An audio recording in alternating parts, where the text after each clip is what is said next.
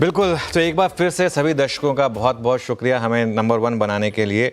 और एक मेरे फेवरेट पॉलिटिशियन जो पिछले 20 सालों में रहे हैं वो थे अटल बिहारी वाजपेयी जी। उन्होंने ये कहा था कि विजय में ना एक विनम्रता होनी चाहिए और पराजय में आत्ममंथन होना चाहिए। तो हम तो खैर दोनों में विनम्र रहते हैं। और मेरा तो ये मानना है कि एक टीम जो है ना वो टीम का एफर्ट दिखता है। हम सैटरडे को जो सबसे बड़ा दिन था उस दिन नंबर 1 थे क्योंकि हमने फोकस टीम पे किया था। हमारी टीम जो कर रही थी उसके ऊपर फोकस था, है ना। और ये आई थिंक बहुत इंपॉर्टेंट होता है। एक टीम एफर्ट जब होता है तो वो दिखाई देता है।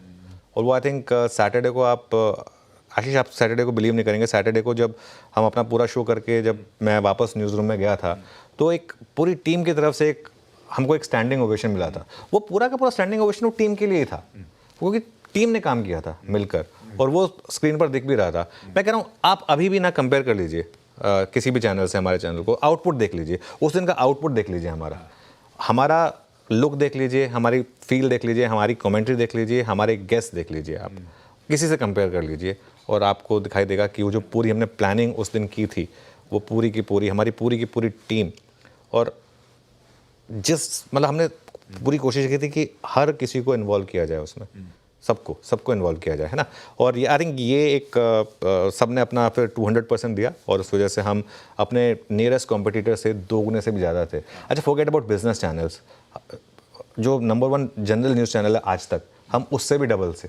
तो ये अपने आप में एक बहुत अच्छी चीज़ है और मुझे बहुत खुशी है as the leader of this team की हमारी टीम ने इतना अच्छा काम किया। और एक बार फिर से दर्शकों का तहे दिल से शुक्रिया। चलिए अब आगे बढ़ते हैं और आज के मार्केट की बात करते हैं। आज के संकेत, पहले तो आज के संकेत और यहाँ से आगे क्या संकेत है कि आज सुबह खुलते ही मार्केट अनफॉर्चुनेटली रिएक्ट कर रहा है। वो जो कल रात से न्यूज़ आई जो टैरिफ वाली, उसके ऊपर फर्स्ट रिएक्शन आना है। चीन पर 10%, कनाडा और मैक्सिको पर 25% टैरिफ का ऐलान किया गया है। कनाडा और मैक्सिको ने बोला कि हम भी जवाबी कार्रवाई करेंगे। चीन अब तक इतना रिस्पॉन्ड नहीं किया चीन ने, लेकिन वो भी करेगा। डॉलर इंडेक्स 1% बढ़ा है, 110 के करीब आया है। अमेरिकी फ्यूचर्स और एशियाई मार्केट यहाँ पर काफ़ी बड़ी गिरावट है। मेरा ये मानना है कि पहले 2-3 घंटे के बाद शायद मार्केट इसको पचा ले आशीष, और अब इंक्रीमेंटली टैरिफ्स पे मार्केट रिएक्ट करना बंद करेगा। आज तो रिएक्ट करेगा ऑब्वियसली। आज यूएस मार्केट के फ्यूचर्स देखिए आप, ये भी काफ़ी नीचे हैं। और एक और चीज़ का ध्यान रखिए, अब हमारे खुद के क्यूज़ काफ़ी इंपॉर्टेंट है। हमने एक आरबीआई का फैसला देख लिया था पिछले वीक, एक इस वीक आना है उनका। क्रेडिट पॉलिसी है फ्राइडे को। बहुत लोगों का मानना है कि इस बार रेट कट होगा और अगर रेट कट आया तो ये बाजार के लिए पॉजिटिव होगा। तो बाजार के पास क्यूज होंगे यहाँ से थोड़ा आउट परफॉर्म करने के लिए। एक्शन की कोई कमी नहीं है। बजट पे कुछ रिएक्शंस ड्यू हैं। ट्रम्प साहब ने ग्लोबल सारा समीकरण हिला दिए हैं। दिल्ली के चुनाव सामने खड़े हैं तो अपनी आरबीआई की ऑल इंपॉर्टेंट क्रेडिट पॉलिसी भी आनी है। फुल एक्शन पैक्ड हफ्ता सामने खड़ा है और इस हफ्ते भी सैटरडे को फिर एक्शन होगा जब दिल्ली चुनावों की वोटों की गिनती होने वाली होगी। मैं सुना कहीं सैटरडे को इस बार फिर तो ट्रेडिंग नहीं हो रही है। ये अच्छा है कि ट्रेडिंग नहीं हो रही, लेकिन चैनल सब बिजी रहेगा। अच्छा, अब बदले बदले समीकरण, बजट आ गया, बजट ने थोड़ी सी तस्वीर बदल दी। अब तक जो फोकल पॉइंट्स था थोड़ा सा चैनलाइज डिफरेंट तरफ हो रहा है। ट्रम्प साहब ने समीकरण बिगाड़ दिए हैं। ऐसे में अब फ्रेश अप्रोच, मैं इन्वेस्टर और ट्रेडर्स दोनों के पर्सपेक्टिव से एक काम करते हैं। पहले इन्वेस्टर, आपने कुछ हद तक अंश आइडिया दिया था, पर अब हम इन्वेस्टर्स का इस बाजार में अप्रोच क्या रखें? बिल्कुल, देखिए पहली बात तो ये कि इन्वेस्टर्स के लिए बाजार ने बहुत समय के बाद अब मौके दिए। मतलब आपके जो अच्छे स्टॉक्स थे अब वो आपके प्राइस पर अवेलेबल हैं। एक चीज़ का आप ध्यान रखिए, ये हो सकता है कि आप स्टॉक्स लें और उसके बाद भी वो 5-10% गिर जाएं। ये हमेशा होता है मार्केट में। थोड़ा दर्द आपको झेलना पड़ेगा पोर्टफोलियो में, ऑलरेडी अगर झेला है तो थोड़ा और झेलना पड़े, लेकिन यहाँ से रिस्क रिवॉर्ड जो है ना वो आपके फेवर में। पोर्टफोलियोज हमेशा ऐसी मार्केट में बनाए जाते हैं। पोर्टफोलियोज कभी भी राइजिंग जैसे फास्ट स्पीड वाली मार्केट में नहीं बनाए जाते। अब मैं आपको एक एग्जांपल देता हूँ। जब मैं मुंबई आया था पहली बार तो मुझे किसी ने कहा था कि जब आपको अगर अंधेरी की ट्रेन लेनी है ना तो पहले चर्नी रोड जाके चर्च गेट वाली ट्रेन में बैठ जाइए। मैं कहा वो क्यों? बोले उससे ना आपको सीट मिल जाएगी और कॉर्नर की सीट मिल जाएगी, हॉर्मज ने हाथ खड़ा कर दिया है ना, तो वो सीट वहाँ पे मिल जाएगी। और उसके बाद फिर आप जब वापस वही ट्रेन 5 मिनट रुकेगी चर्च गेट में और फिर वापस चलना शुरू करेगी, आपको बेस्ट सीट मिलेगी, है ना। तो खैर आजकल हर कोई यही करता है, तो उसका मज़ा थोड़ा कम हो गया, लेकिन फिर भी वो मैंने जब ट्रेन में जाता था मैं यही करता था। तो अब आप इस तरफ की चलती हुई ट्रेन में चलने की कोशिश करेंगे तो फिर आप जल्दी पहुंचेंगे, लेकिन वो रिस्क भी रहेगा। तो वो मार्केट में अब इस समय जो है ना, ट्रेन थोड़ी सी उल्टी चली थी, तो आपको एक मौका दिया मार्केट ने बेसिकली। यहाँ पर रिस्क रिवॉर्ड आपके फेवर में है, अच्छी क्वालिटी वाले स्टॉक अच्छे प्राइस पर मिल रहे हैं आपको, आप गलत नहीं पड़ेंगे। लेकिन यहाँ से भी जो महंगे शेयर्स हैं और जो स्पेशली जहाँ पर अर्निंग्स का कंफर्ट उतना नहीं है, या इन सम केसेस इवन है भी, तो भी वो वहाँ पे आप उनको निकलिए अगली रैली में, चाहे वो 30 से 40% नीचे क्यों ना हो। अब मैं आता हूँ बजट से रिलेटेड मार्केट पर। यहाँ से आप अपना फोकस रखिए सबसे वन कंजम्पशन पर। देखिए ड्रीम बजट है ये फाइनेंस मिनिस्टर की तरफ से। निफ्टी कंजम्पशन हवा में नहीं भागा था सैटरडे को, और रैली सस्टेन की थी टुवर्ड्स द एंड तक। 3% निफ्टी कंजम्पशन ऊपर था। 85% Indians earn less than 12 lakh रुपए साल का। 12 मतलब 85% भारतीय लोगों का टैक्स जीरो हो रहा है। इमेजिन करिए आप, हम हमेशा कहते हैं ना कि दुबई में जीरो टैक्स है, ये है वो है, वो सब ठीक है। अब ऑब्वियसली आपको और हमारा टैक्स अभी भी काफ़ी है, लेकिन 85% इंडियंस का जीरो टैक्स है। इस चीज़ को समझिए, इसका मतलब उनके हाथ में कितना पैसा बचने वाला है, और वो पैसा कहाँ जाएगा? वो पैसा खर्च होगा।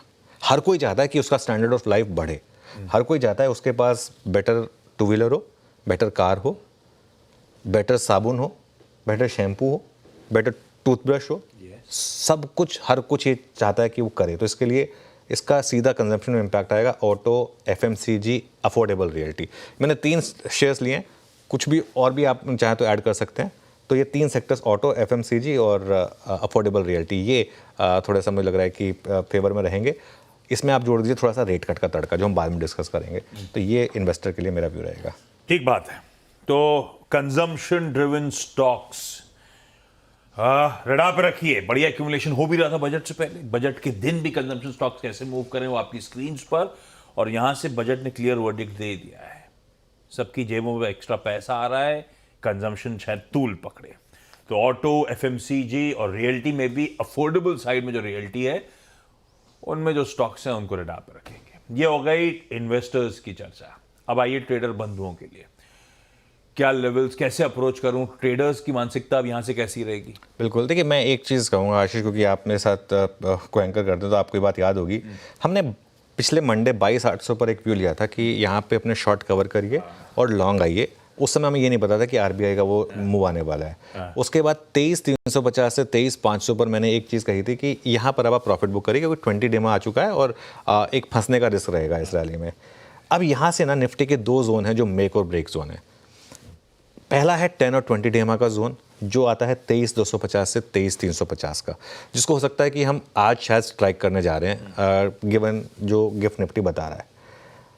और उसके बाद सबसे इंपॉर्टेंट है रीसेंट लो, वो था 22,750 से 22,850। इसको ठीक कर दीजिए, मैंने गलत लिख दिया है, इसको हटा दीजिए। 22,750 से 22,850 जो रीसेंट लो था, वो सबसे इंपॉर्टेंट जोन है। इसके बाद पहला 23,250 23,350, फिर 22,750 से 22,850। हाँ अब ठीक हो गया। अगर आज की गिरावट में 23,350 बच जाए ऑन अ क्लोजिंग बेसिस, तो ये मेरा मानना है कि बहुत बड़ा पॉजिटिव होगा। और मंदी के बारे में आप तभी सोचिए अगर 22,800 टूटे तो, वरना यहाँ से मुझे लग रहा है 22,800 से 23,300 के बीच में नो ट्रेड जोन है, कुछ भी नहीं। 23,350 के ऊपर रहे तो लॉन्ग है, 22,800 के नीचे थोड़ी मंदी बढ़ेगी। लेकिन मेरा एक जो बायस है ना, वो ये है कि अगर आप पोजिशनल ट्रेडर हैं तो अगर रिसेंट लोज बचे ना, तो रिस्क रिवॉर्ड आपके बेहद फेवर में। एफआईज हेविली शॉर्ट हैं और एफआईज बहुत पैसा बना चुके हैं। तो ये हो सकता है कि एक बार थोड़ा सा मार्केट, और हर कोई बेरिश है मार्केट पर, हर कोई ट्रम्प ये सब वो सब कर रहा है। तो 26,000 वाला मार्केट भी नहीं है ना, 23,500 वाला मार्केट भी तो है। तो इन भाव पर मुझे लग रहा है कि सब कुछ या काफ़ी कुछ प्राइस में है शायद। अच्छी बात है। ये है जेनरिक अप्रोच। आज के ट्रेड स्पेसिफिक आइडिया कैसे अप्रोच करना, उस पर आगे आता हूं। पहले अब ग्लोब के समीकरण, क्योंकि आज चिंता वहां से है। गिफ्ट निफ्टी बता रहा है कि 180 सुबह से ऐसे ही है, 200 पॉइंट के गैप डाउन के साथ इंडिकेशन है गांधीनगर से कि आज अपने मंडे की शुरुआत होगी। पर इसको बजट का वर्डिक्ट ना माने, क्योंकि ये ग्लोबल मूड बिगड़ गया है। एशिया आपकी स्क्रीन पे रखता हूं सुबह का, सब एशिया पेन में है। शंघाई बंद है। शंघाई तो अभी हफ्ते भर की छुट्टी एंजॉय कर रहा था, अब मेरे ख्याल से ट्यूसडे को या वेडनेसडे को खुल रहा होगा, तब देखेंगे उसका कैसा मूड रहता है। लेकिन जो खुले हुए हैं सब वो ट्रम्प साहब के जो short term, at least short term for the time ही तो कह सकता हूँ, पेन इंजेक्ट कर दिया, उस पर रिएक्शन है। यूएस के फ्यूचर्स आज शाम को जब खुलेंगे उसके इंडिकेशन है कि पेन में वो फ्यूचर्स होंगे, या इस समय पेन में वो सेशन होगा। 1.5% से 2.5% तीनों बेंचमार्क्स दबाव के साथ यूएस के ट्रेड कर रहे हैं। तो मामला तो गड़बड़ा गया है। ऐसे में हॉर्माज को जोड़ते हैं और समझते हैं ग्लोबल हैंडओवर है कैसा, ट्रम्प साहब ने जो कर दिया है उसके बाद समीकरण और कैसे बैठ रहे हैं, सब कुछ डिटेल में। हॉर्माज हाय, गुड मॉर्निंग। क्या क्या करा ट्रम्प साहब ने और उसके रिएक्शंस कितने फार फेच्ड है? गुड मॉर्निंग आशीष, गुड मॉर्निंग अनुज। और एक छोटी सी विंडो अभी भी शायद थोड़ी सी बची हुई है कि 12:01 पर मंगलवार रात को ये टैरिफ्स जो है वो इफेक्टिव होंगे। जैसे अनुज ने कहा कि कनाडा, मेक्सिको और चीन पर टैरिफ्स लगाए गए हैं, तो शायद 24 घंटों में कोई डील हो जाए। मगर ये इतना आसान नहीं है जितना कोलंबिया वाला मामला था कि वहाँ पर वो इमिग्रेंट्स को लेकर फिर वो 4-5 घंटे में डील हो गई तो वो टैरिफ हटा दिए गए। यहाँ पर ऐसा मामला नहीं है, क्योंकि कनाडा और मेक्सिको दोनों ने काउंटर टैरिफ्स ऑलरेडी इम्पोज कर दिए हैं। मेक्सिको में आज उसकी घोषणा होनी है, मगर कनाडा ने तो ऑलरेडी उस बात की घोषणा कर दी है। लगभग $100 बिलियन की अमेरिकी सामान पर टैरिफ का ऐलान कर दिया गया है। और कनाडा के बहुत सारे स्टोर्स में अमेरिकी जो शराब है उसे भी हटा दिए जाने के आदेश दे दिए गए हैं। काफ़ी सारे राज्य इस बारे में कार्रवाई कर भी रहे हैं। इससे क्या हुआ है, कनाडा का डॉलर जो है वो अब 2003 के सबसे निचले स्तरों पर है। यूरो डॉलर के मुकाबले नवंबर 2022 के सबसे निचले स्तरों पर है। और मैक्सिकन पेसो जो है वो 3 साल के सबसे निचले स्तरों पर आ चुका है। और एक्सपर्ट्स का यही कहना है कि ये सारा जो मामला है टैरिफ की वजह से, इससे कनाडा और मेक्सिको दोनों की अर्थव्यवस्थाएं जो है वो रिसेशन में जा सकती है। मगर इसका मतलब ये नहीं है कि अमेरिकी अर्थव्यवस्था कुछ बहुत ज़्यादा अच्छी होने वाली है। उनका भी यही कहना है कि एवरेज जो टैरिफ की दर है औसतन, वो अब 3% से बढ़कर लगभग 11% हो जाएगी। ये खतरा है। और सप्लाई शॉक जो है बहुत बड़ा यूएस की अर्थव्यवस्था को भी लगने वाला है, क्योंकि बहुत सारी चीज़ें जो है वो आयात करते हैं दूसरे देशों से, और अमेरिकी जीडीपी को लगभग 1.5% तक का नुकसान हो सकता है, ये एक्सपर्ट्स का कहना है। अब ये भी उन्होंने कहा कि लगभग $60 बिलियन लागत बढ़ सकती है ऑटो इंडस्ट्री की, और इससे $3,000 तक गाड़ियों के प्राइसेस बढ़ सकते हैं, ये एक्सपर्ट्स का कहना है। तो कुल मिलाकर अगर देखा जाए तो हैंडओवर बहुत कमज़ोर है, क्योंकि ये टैरिफ वॉर के एक डर बैठ गया है। क्योंकि यूरोप के बारे में भी ट्रंप ने कहा है कि टैरिफ लगाऊंगा, कितने लगाएंगे वो अब तक सफाई नहीं दिए, मगर लगाएंगे। उससे यूरोपियन फ्यूचर्स भी कमज़ोर है, यूएस के फ्यूचर्स भी कमज़ोर है, और इस वजह से शायद उसका थोड़ा सा इम्पैक्ट हमारे बाज़ारों पर भी देखने मिल रहा है। मूड तो बिगड़ ही गया है थोड़ा बहुत ग्लोब का। सब डर भी गए होंगे, जिन पे नहीं लगा वो डर गए, जिन पे लग गया वो तो वैसे ही फंस गए। तो अनसर्टन एनवायरनमेंट है, बाजार को ऐसी चीज़ें पसंद आती नहीं है, हो गया गिफ्ट निफ्टी दबाव में। तो ग्लोब का हैंडओवर खराब है। यूएस पे खुद दिक्कत आएंगी, उनका जीडीपी गिरेगा, उनका इन्फ्लेशन बढ़ रहा होगा, उनके भी समीकरण बिगड़ रहे होंगे। पर ठीक है, ये तो ग्लोब की तस्वीर है जिस पे आज खुलते ही रिएक्ट करना है। ऐसे में सैटरडे का जो ट्रेडिंग सेशन था उसके बाद सेटअप कैसा खड़ा है, समीकरण बैठ कैसे रहे हैं, ये जान लेते हैं। कैसा लग रहा है सेटअप आपको? देखिए, सेटअप में ना एक चीज़ तो बहुत क्लियर है। सेटअप को आप लीजिए पिंच ऑफ सॉल्ट के साथ, क्योंकि सैटरडे को एफआई नहीं था। मैं आपको फिर एक बार नंबर के थ्रू बता रहा हूँ। अब देखिए, आप ग्रॉस नंबर देखेंगे तो नेट नंबर देखेंगे तो डीआईएस की 824 करोड़ की बाइंग है, एफआईएस की 1300 करोड़ की सेलिंग है। लेकिन ये आधा नंबर दिखा रहा है आपको। वॉल्यूम देखिए आप, एफआईआई के वॉल्यूम फ्राइडे को जो 30,000 करोड़ के थे, सैटरडे को सिर्फ 3,000 करोड़ के थे। और डीआईआई के वॉल्यूम पता कितने थे? 25,000 करोड़ के। तो सैटरडे को सिर्फ डीआईआई था मार्केट में। हो सकता है काफ़ी हद तक उन्हीं की बाइंग रही हो, तो उस वजह से। पोजीशनिंग पर आते हैं आप। पोजीशनिंग देखिए आप, 2.5 लाख क्लाइंट्स लॉन्ग हैं और 1 लाख शॉर्ट हैं। ये बार्स आ गए, लेकिन बार्स में जैसे मैं कह रहा हूँ कि थोड़ा सा पिंच ऑफ सॉल्ट के साथ लीजिए। अब पोजीशनिंग पर आ जाइए। पोजीशनिंग इंडेक्स फ्यूचर्स की अभी भी एफआईएस की काफ़ी शॉर्ट है। और अगेन फ्राइडे के सैटरडे के नंबर्स एक बार देख लेते हैं, सिर्फ उनको देखने के लिए कि कैसे रहे। अच्छा, सैटरडे को समहाउ इंडेक्स फ्यूचर्स में ठीक ठाक नंबर्स थे, फिर भी एफआईएस के 165 करोड़ की इंडेक्स फ्यूचर्स में बाइंग थी, 900 करोड़ की स्टॉक फ्यूचर में बाइंग थी। लेकिन विद इन इंडेक्स फ्यूचर एक बहुत इंटरेस्टिंग चीज़ थी, निफ्टी में ज़बरदस्त बाइंग थी, बैंक निफ्टी में सेलिंग थी। वो टेबल आएगी आपकी स्क्रीन पर। अब लॉन्ग शॉर्ट का चेंजेस देखिए आप। आज मैं थोड़ा जल्दी जा रहा हूँ इस पर, क्योंकि ये कोई बहुत ज़्यादा चेंजेस हैं नहीं टेक्निकली कंपेयर टू फ्राइडे। और वो हॉकी स्टिक जो हमारी बन रही थी अब तक, वो इंटैक्ट है। अब पोजीशनिंग जो है, और आप देखिए हम जो शॉर्ट्स हैं 1,74,000 सिस्टम में, 12% लॉन्ग पर हैं। इंडिया विक्स सैटरडे को 13% गिर गया, वो एक्सपेक्टेड था, बजट का बड़ा इवेंट आउट द वे हुआ, 13% इंडिया विक्स गिरा, 14 पर आया, पुट कॉल रेशियो भी 0.87 पर है। तो जो मेरा व्यू है ना कि हम काफ़ी अभी भी ना मुझे लग रहा है कि ओवरसोल्ड हैं और आज और ओवरसोल्ड हो जाएंगे इस गैप डाउन के बाद। उसके बाद मुझे नहीं लगता कि शॉर्ट करना चाहिए। देखिए मार्केट में कुछ भी हो सकता है, लेकिन बात रिस्क रिवॉर्ड की होती है।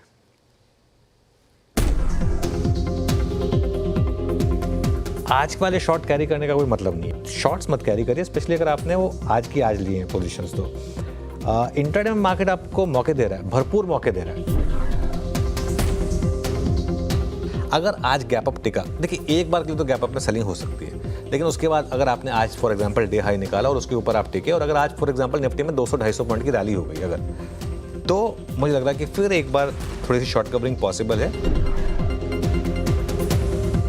हमारी मार्केट इतनी ओवरसोल्ड है कि और कुछ नहीं तो एक बार के लिए हम वापस 10 और 20 day exponential moving average test कर सकते हैं। 10 डे वन निफ्टी पर कहाँ पर है? 23,180 पर। हम कहाँ हैं? 22,830 पर। मतलब और कुछ नहीं तो 500 पॉइंट सिर्फ 10 डे में, और कुछ नहीं। और 20 डे में 23,400 पर। 23,300 के नीचे अगर आप फिसले वापस, तो फिर वो बड़ा ट्रेंड वापस टेक ओवर कर लेगा, और इन दैट केस वापस वो 22,800 का रिस्क रहेगा। देखिए अभी भी मार्केट उस जोन में नहीं आया जहां पर आप एक डिसाइसिवली कह सकते हैं कि बस अब मैं यहां से लॉन्ग पोजीशन ही कैरी करूंगा।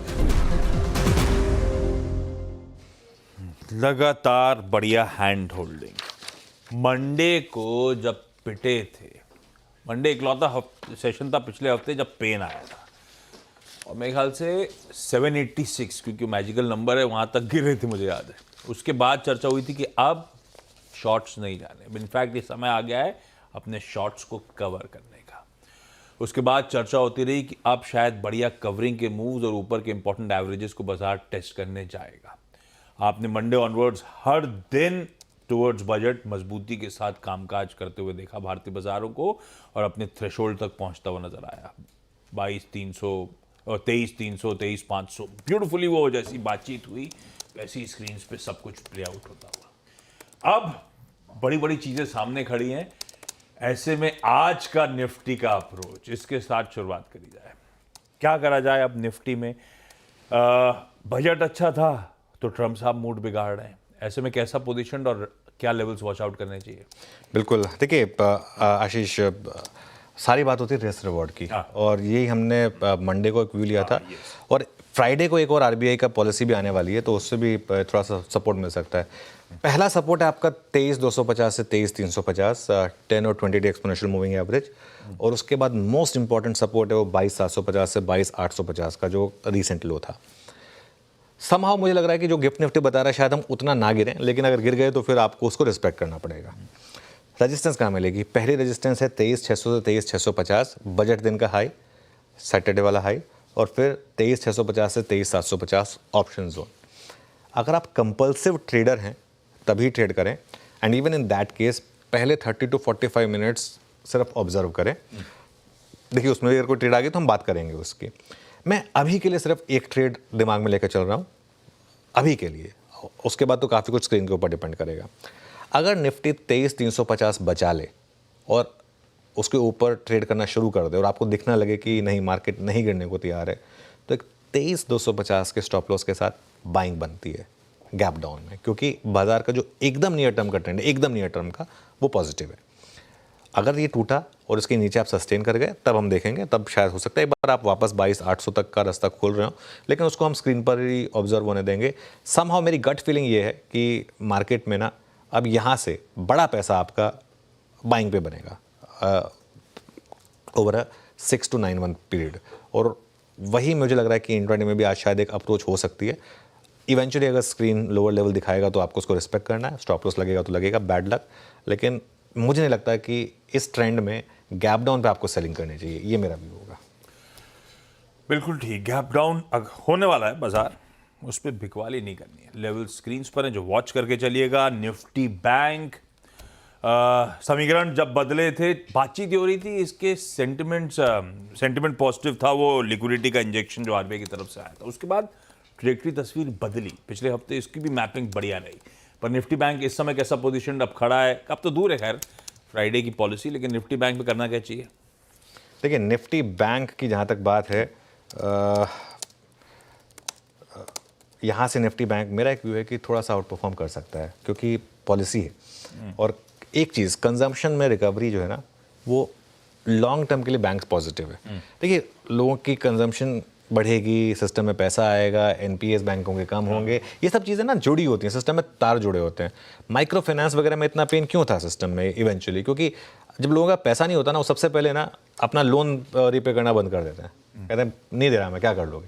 तो वो अब आपके पास, और जबकि देना सब चाहते हैं, किसी ने भी लोन लिया वो देना हर कोई चाहता है, रीपे हर कोई करना चाहता है। पैसा होगा तभी देगा ना, पैसा होगा प्लस लगेगा कि आगे भी पैसा आता रहेगा तब देंगे आप, तो वो एक जाके पॉजिटिव होता है। एक रिस्क है लेकिन अगर रेट कट हुआ वो भी इवेंचुअली इनिशियली नेगेटिव होता है लेकिन इवेंचुअली बैंकों के लिए पॉजिटिव होता है। लेकिन एक रिस्क है एचडीएफसी बैंक और आईसीआईसीआई बैंक में एफआईएस सेलिंग, ये रिस्क हमेशा रहेगा हायर लेवल पर। इवन आपने सैटरडे को भी देखा कैसे ये स्टॉक गिरे, हालांकि सैटरडे को फिर भी उतना नहीं था, एफआईएस उस लेवल में नहीं थे। सपोर्ट है यहाँ पर पहले 49,000 टू 49,400 पर आशीष, जहाँ पर आपका 10 डे और 20 डे एक्सपोनेंशियल मूविंग एवरेज है, और उसके बाद 48,500 टू 48,800 जो कि ऑप्शन जोन है। रेजिस्टेंस मिलेगी आपको, पहले मिलेगी, ये थोड़ा गलत लिख दिया है उसको ठीक कर देते हैं, 49,850 से 50,050, 49,850 से 50,050 जो कि बजट के दिन का हाई है, और उसके बाद 50,500 से 50,800 जहाँ पर आपका 50 day exponential moving average place है। तो ये दो बेसिकली मार्केट के लिए रेजिस्टेंस होंगे। शुरुआत के 30-45 मिनट अगेन वेट करें कंपल्सिव ट्रेडर्स के लिए ही। अगर बैंक निफ्टी 49,050 से 49,200 का जो जोन है इसको प्रोटेक्ट करता है तो मेरे ख्याल से एक 48,800 के स्टॉप के साथ आप एक लॉन्ग ट्राई कर सकते हैं। बस एक चीज़ का ध्यान रखिएगा, आज एफआईएस फुल फोर्स में वापस आएंगे तो वो क्या करते हैं बड़े बैंकों के साथ, ये एक ओवर राइडिंग फैक्टर हो सकता है यहाँ पर। ठीक बात है। ये है निफ्टी बैंक की स्ट्रैटेजी। सीएनबीसी आवाज का मंडे का मॉर्निंग पैनल आपको आपकी स्क्रीन पे नजर आएगा।